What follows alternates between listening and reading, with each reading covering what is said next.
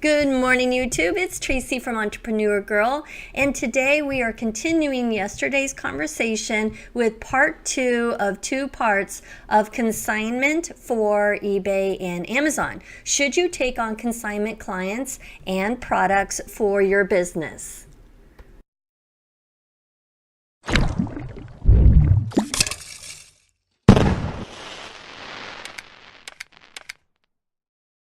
Okay, so the main issue with consignment is that it's a numbers game. You really have to be mindful of the product that you're selling and how much time and risk is involved. And then you have to kind of weigh them out and see on an individual basis if you should take on that consignment, that client. So what do I mean about time and risk?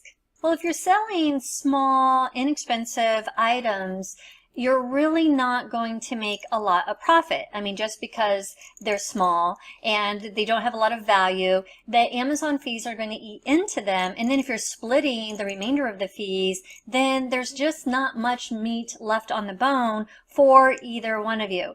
Compared to if you choose products or choose to take on clients that have products that have a higher volume, then you don't have to pay any money out. You get access to these valuable products for free, and even after the fees, there's still, a lot of profit left, and you can split that profit and still feel good about the time invested. Now, not all products are the same when it comes to time. Like that fur coat that I sold, it took a lot of research. It took a lot of prepping for shipment. It was very time-consuming product. So if you're spending 30 minutes researching a product, well, you can only research 2 products in an hour. So your profit on an hourly wage, anyway, would only be divided by those 2 products. So if you have small items that you're only making, $10 an item on, well, you've made $20 that item. But if you have big products that you're making, maybe $50, $75 an item on, and you can do 2 an hour, well, then you're making decent money. So you can see how it's not all equivalent across the board. You have to analyze each product and each client on an individual basis. Is it a higher priced item? How much research is going to be required of you? Is this something that you know about? Is it something that's easy to list, or is it something that's going to take you some substantial time? And what about the time involved to ship? Anybody that has shipped glass knows, like, oh my gosh, you have to bubble wrap. You have a lot of risk involved with the shipping process. Other items, like I had this vintage ski that was worth a lot of money, and I had to literally cut and tape boxes to custom make this box size that would fit this ski. It was very, very time intensive. Anything that's glass or heavy or bulky or long is something that you would want to think about. Okay, now I mentioned risk. So what did I mean by that? Well, these aren't your products. These are other people's products that you have put on your site, and so there is some risk involved with that. What happens if the warehouse loses the inventory, say, for example, on Amazon? Or what happens if it's damaged in the shipping, say, with eBay? Who pays? What if you sell an item, pay the client, and then the item is later returned to you? What is your rate of returns going to be? Does that product have a lot of potential for negative feedback? What's the risk associated with that? Is this an electronics piece with a lot of moving parts and a lot of room for error? The risk would be paying taxes, or just the inventory management.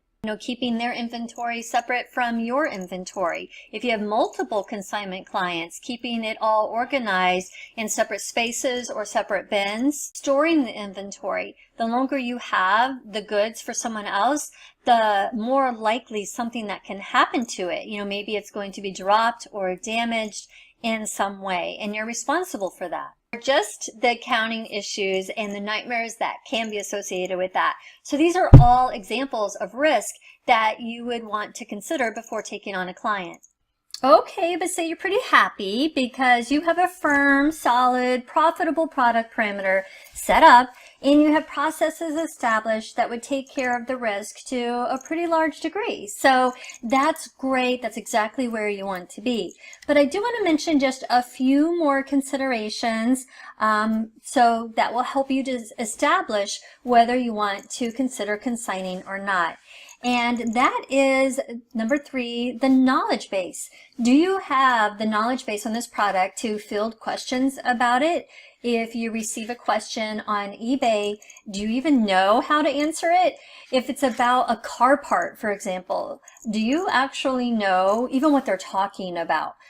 Also, you need to be able to test the products. Don't just assume because your client says that it's working, that it's working. This is your account, and anything that goes wrong is on you. So you need to protect yourself and make sure that you have the appropriate knowledge that you can test the product and make sure that it's exactly the way that you're saying that it's supposed to be. Number 4, authentic. Is this an authentic item? You know, can you verify that? Can you have them authenticated with, say, a service? Does your client have receipts for the purchase of this item? Again, it's on you in your account if anything goes wrong, and you really, I hate to say it, but you can't trust the client 100%. Number 5, are you approved to sell either in that category or that particular product? Okay, so on this, think Coach purses. If you've ever tried to sell some of these name brand handbags on Amazon or eBay, like, ouch, it's really hard to be able to do that. That kind of goes with our next item, which is designer. Watches, handbags, jeans. A lot of these high design areas can be difficult terrain to navigate and to sell within. And number 7, items to seek. Once you start doing this and you start having that experience with different types of products and different niches, that's one of the benefits of doing this. You really learn what items that you want to start seeking out. Like, I love event tickets. You know, I love new in the box. Especially like new in the box electronics can be extremely profitable. So you got to know what you want. You want to be able to repeat it. So you're actively seeking that type of thing in the future.